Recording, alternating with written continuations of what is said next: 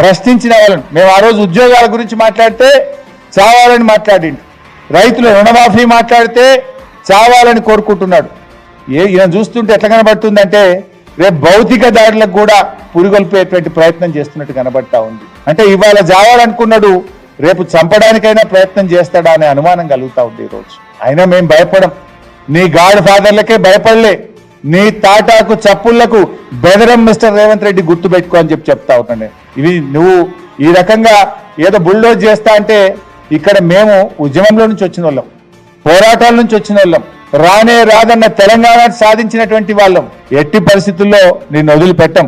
ఖచ్చితంగా ఈ రాష్ట్రంలో రైతులకు రుణమాఫీ జరిగేదాకా, రాష్ట్రంలో రైతులందరికీ రైతు భరోసా వచ్చేదాకా బీఆర్ఎస్ పార్టీ రైతు పక్షాన పోరాడుతూనే ఉంటుంది.